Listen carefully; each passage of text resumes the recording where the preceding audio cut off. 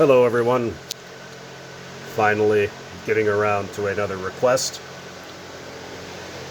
Hunter Coleman asked me to do a quick overview on this Santa Fe merger scheme, or Kodachrome, as most people like to call it, Weaver SD40 I have. I don't need to do a running session on this guy, as one of the first videos I ever did, I believe it was a challenge from Joey's Trains. I did an all Santa Fe train, and this guy was leading along with his yellow bonnet brother, both of which I bought at the same time in a package deal, brand new in the 90s for, I think, 500 bucks is what I paid for both of them. So I got this one and a blue and yellow one. But anyway, and I just thought I'd do a little Santa Fe train here, because we'll talk about that Caboose, because I got that recently and it's taken me about 30 years to find one of those. But anywho, so the Southern Pacific Santa Fe merger, a great example of the government getting involved and screwing up a good idea. So this merger was announced in 1983. They officially filed with the ICC, Interstate Commerce Commission, in 1984 to become a joint venture. In a surprise, well, put it this way, they were so confident about it, they started painting their equipment. Okay, so if you see the space there, this was designed so, because the proposed name was going to be Southern Pacific Santa Fe, that's why the Santa Fe is toward the front. Southern Pacific SPSF.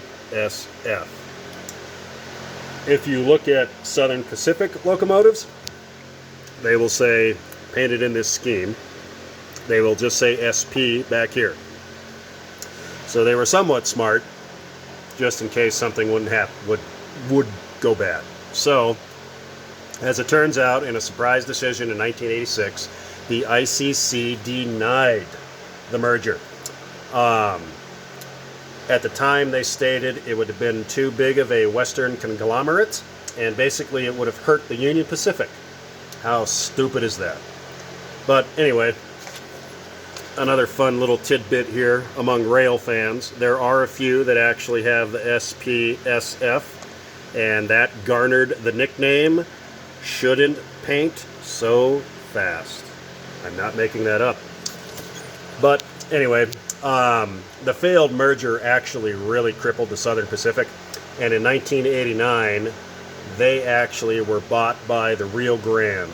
The Rio Grande felt the Southern Pacific was a more recognizable name, so they made it look like the Southern Pacific bought them, which is incorrect. But if you ever see how Southern Pacific had the later speed lettering, where their S would have had the little tail coming off, that was based on the Rio Grande writing. So, a little bit of history for you.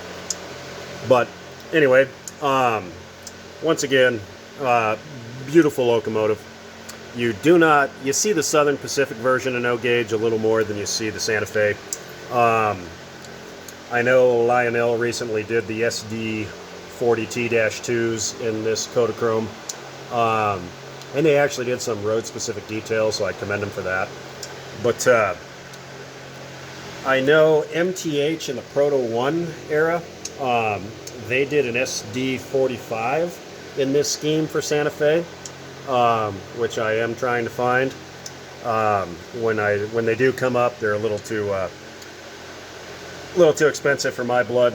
One of these days I'll tell you what Proto 1 engines are actually worth. We won't go into that now because this is actually a Weaver. But anyway, typical Weaver. This is very similar to that Burlington Northern one I have. It's the same thing, it's just in a different paint scheme. Mid-90s, before MTH bought the tooling for it. Good detail on it. Paint is flawless. I guess you got a little thin spot up there. But, great Weaver truck detail. Runs absolutely beautifully, of course. Like any other Weaver I own. I mean, man, They're great. I mean, here it is 30 years later, and or almost 30 years later, and this thing's just fine. But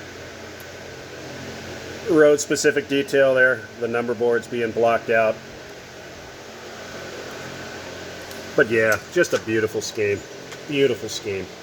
I'll tell you, you won't see it in no gauge, but you'll see it in HO gauge. Athearn Genesis made a EMD F45, which is the same as like an FP45 in this scheme, and it is probably the most beautiful locomotive you will ever see. Any of you MTH freaks, you'll have to tell me if when the FP45 went from Premier to Rail King, if they ever did it in this paint scheme. Y'alls will have to find me one, because I would totally buy that. Like I said, one of my favorite paint schemes in model railroading or railroading in general.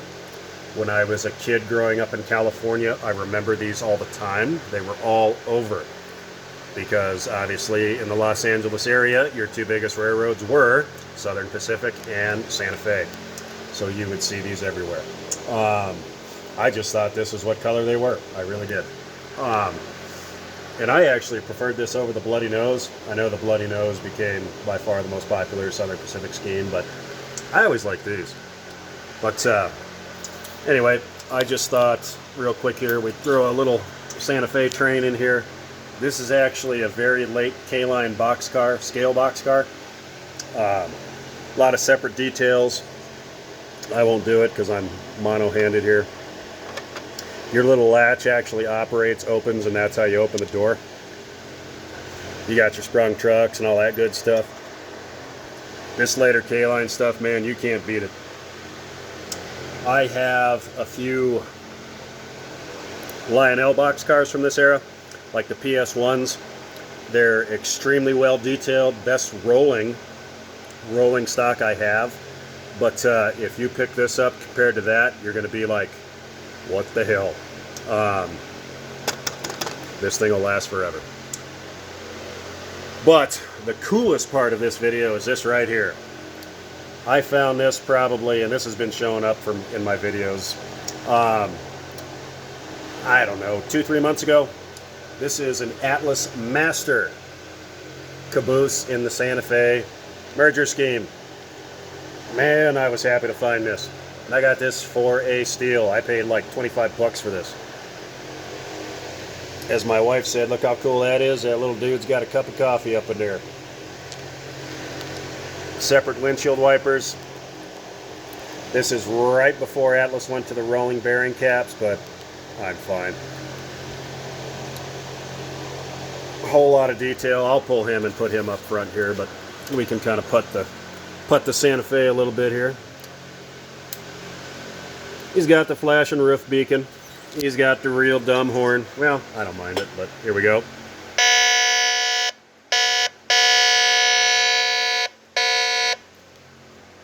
Wow.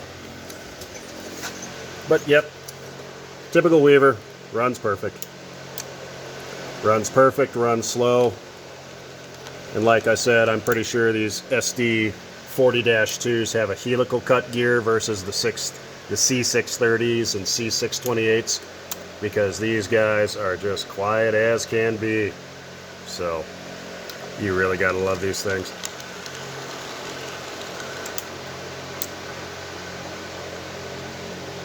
Alright, hold on here. Let me grab that caboose and put him up front, just because I really like this thing. And I'll tell you right now, I've always said K-Line at the end of their career made the best cabooses. They got a pretty good adversary right here. Those doors open, chains are all real there. The drainage holes and the safety tread. But I'll show you another cool little feature on the Atlas Masters here. I'm going to turn them around, and this is the more detailed side, but power on.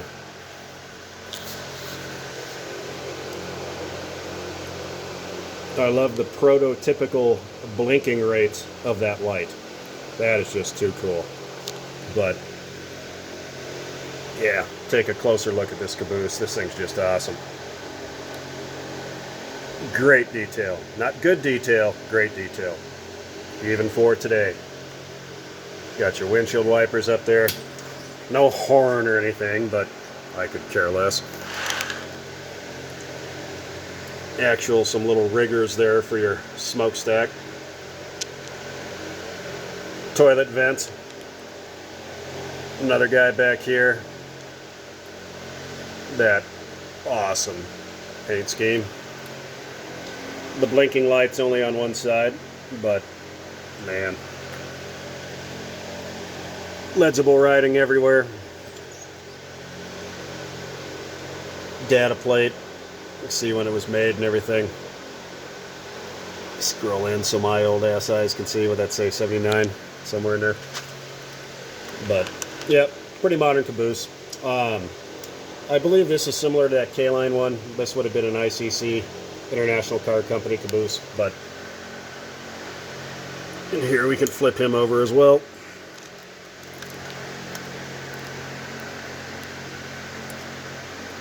Not bad on the undercarriage detail. You can turn the light on and off. I don't know why, but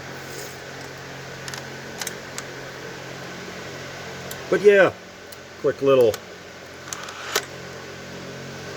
Kodachrome overview for you guys there. So once again, I will catch you on the next one. Thanks for watching. See ya.